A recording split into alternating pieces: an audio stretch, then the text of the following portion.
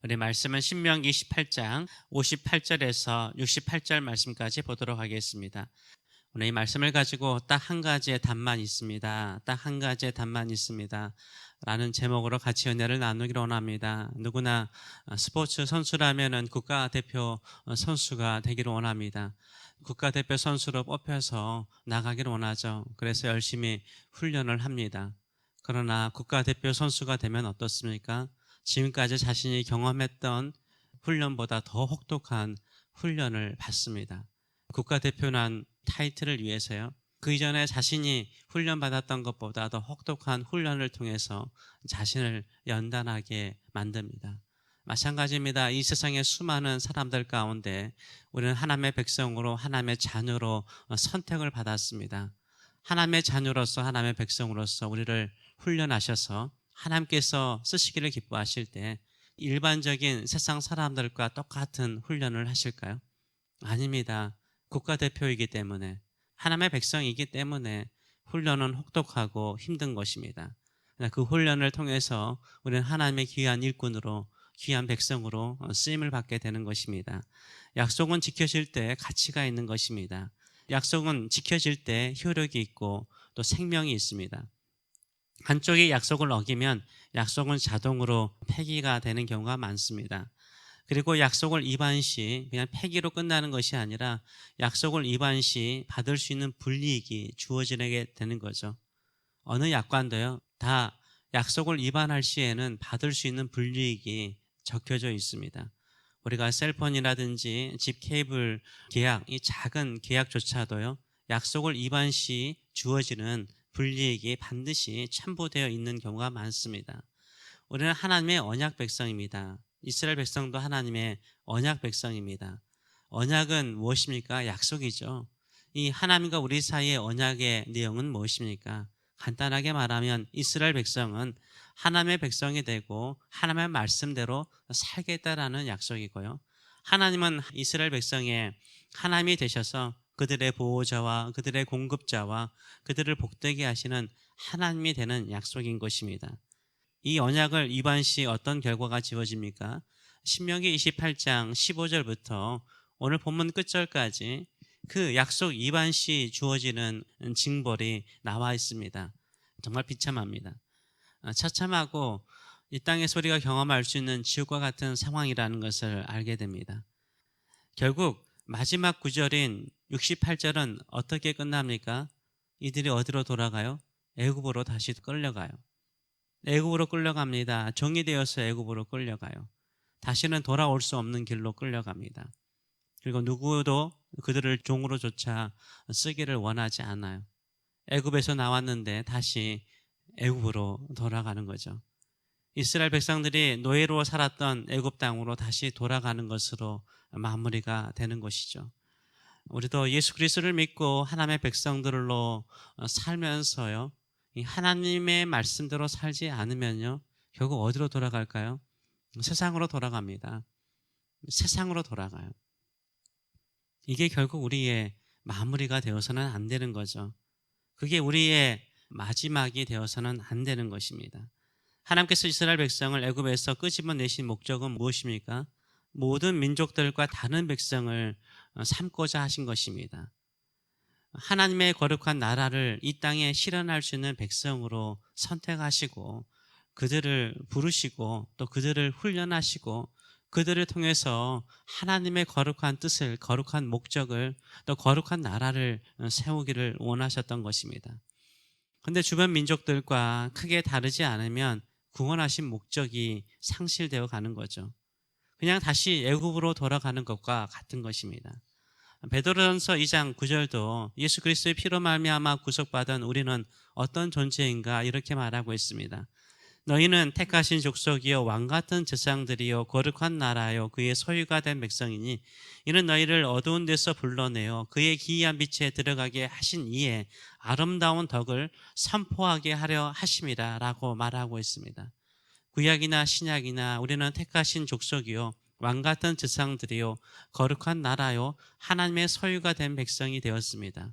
어두운 데서 우리를 불러내어서 하나님의 기이한 빛, 구원의 빛에 들어가서 하나님의 거룩한 뜻을 선포하며 그것을 행하는 사람으로 우리를 부르셨습니다. 이 거룩한 하나님의 백성은 무엇을 따라 살아야 됩니까? 세상의 법칙이 아닙니다. 세상의 원리가 아닙니다. 세상의 상식이 아닙니다. 하나님의 말씀대로 살아야 되는 거예요. 하나님의 말씀이 우리를 거룩한 백성으로 만들고요. 하나님의 말씀이 왕같은 제사장으로 우리 자신을 정결하게 만들고요. 하나님의 말씀이 하나님의 소유라는 것을 분명하게 보여주는 것이고요.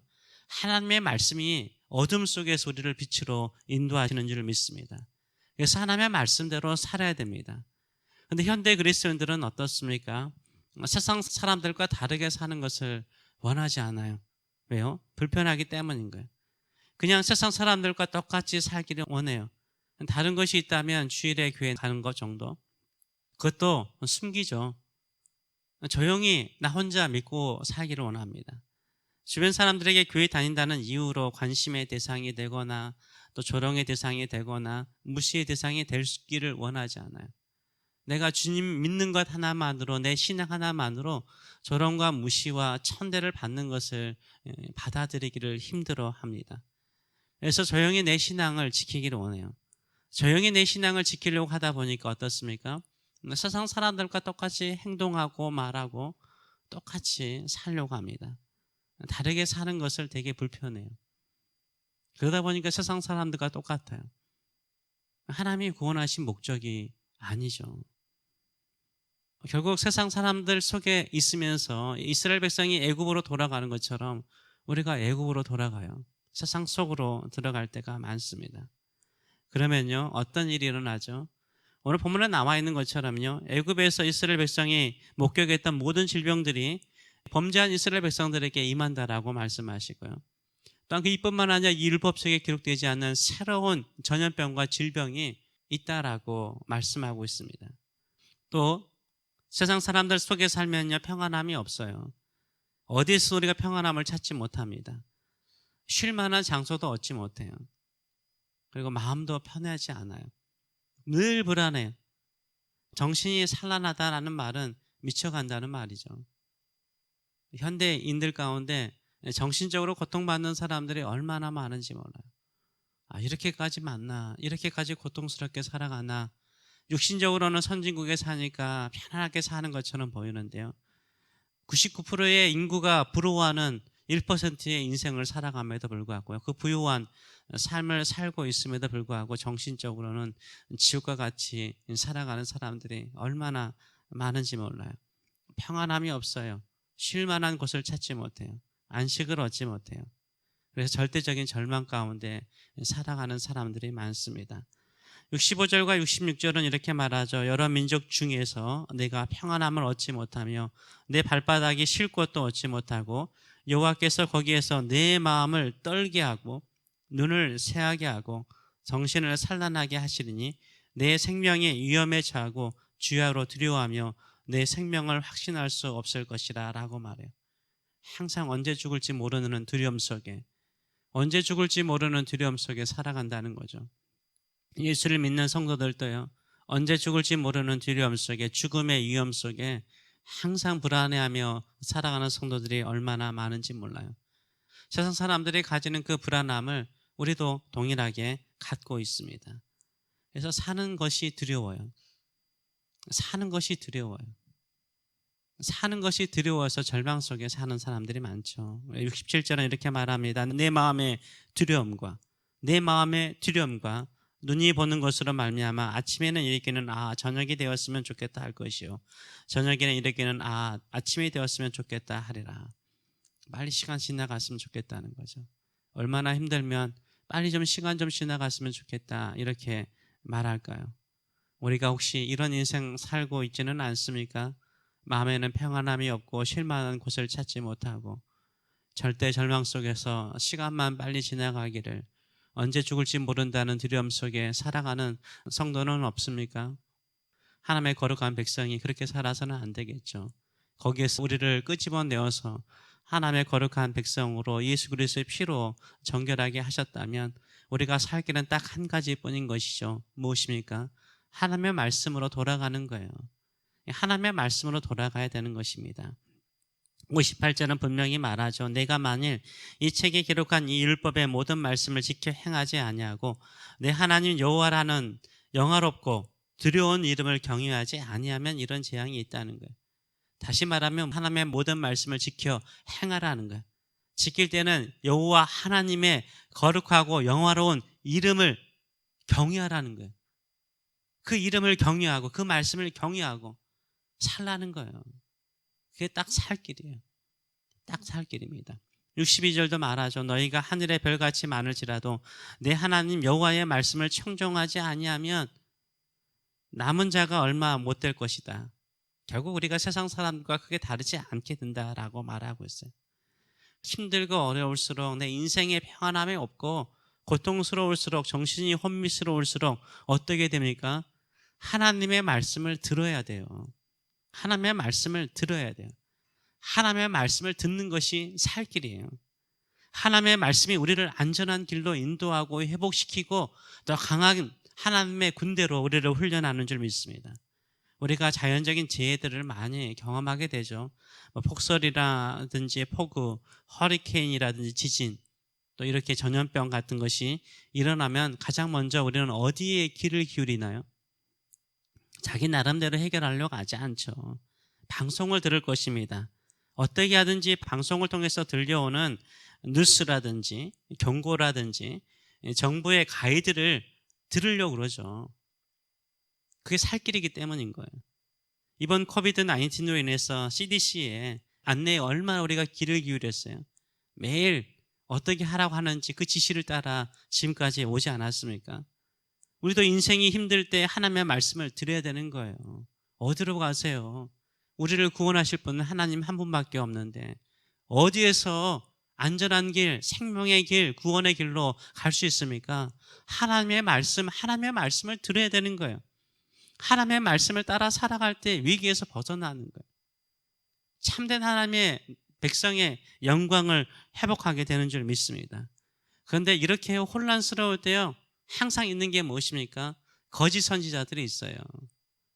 저도 이런 말 잘 안 하려고 그러는데 거짓 선지자들이 있어요. 유다가 망할 때 얼마나 많은 거짓 선지자들이 있었습니까? 그들이 선포한 내용들은 다 무엇이었어요? 평안이었어요. 평안이었어요. 잘 될 거라는 거예요. 잘 됐습니까? 망하지 않았습니까? 이 시대에요, 너무나 평안을 많이 외쳐요. 세상이 주는 평안은 아니에요. 하나님이 진정으로 주신 평안은 무엇입니까? 하나님의 말씀을 붙들고 살 때, 하나님께서 우리를 붙들어 주실 때 참된 평안이 있고 참된 구원이 있는 줄 믿습니다. 하나님의 참된 선지자들은요, 혹독하게 하나님의 말씀 그대로 전해요. 그 말씀을 들어야 돼요. 생명의 말씀, 구원의 말씀을 들어야 되는 줄 믿습니다. 그래서 하나님의 말씀이 답이 될까요? 네, 하나님의 말씀이 답이 됩니다. 우리를 살리는 딱 한 길이에요. 말씀을 따라 살아가시는 저와 여러분 되시길 축원합니다. 어디로 가십니까? 세상에 속에 파묻혀 있으면 편할 수는 있습니다. 평안함은 없어요. 정신만 혼란스러울 것입니다. 진정한 평안은 하나님 안에 있을 때, 진정한 구원은 하나님 안에 있을 때, 진정한 능력은 하나님 안에 있을 때, 말씀 안에 있을 때 있는 줄 믿습니다. 기도하겠습니다. 살아계신 하나님 아버지, 우리는 코비드-19 기간 동안에 정부에서 지시하거나 CDC에서 지시하는 수많은 지시에 귀를 기울였습니다. 하라는 대로 하려고 애를 썼습니다. 그것이 이 질병 가운데 전염병에서 구원받는 길이라고, 사는 길이라고 생각하고 따랐습니다. 인생에 큰 위기가 있을 때 우리는 어디로 가는지요? 누구의 음성을 듣고 누구의 말을 듣고 따라가는지요? 우리를 거룩한 백성으로, 하나님의 소유된 백성으로 삼으신 하나님 말씀을 귀 기울이고 그 말씀을 따라 이 위기를 벗어나는 저희들의 삶들이 될 수 있도록 축복하여 주시옵소서. 오늘 또 듣습니다. 듣되 깨닫는 마음 주시고 들을 귀 주시고 이해할 수 있는 능력 주셔서 주 안에 사는 즐거움, 주 안에 사는 행복, 주 안에 사는 그 거룩한 뜻을 이루어가는 저희들의 삶들이 되게 하여 주시옵소서. 감사드리며 예수님의 이름으로 기도합나이다. 아멘.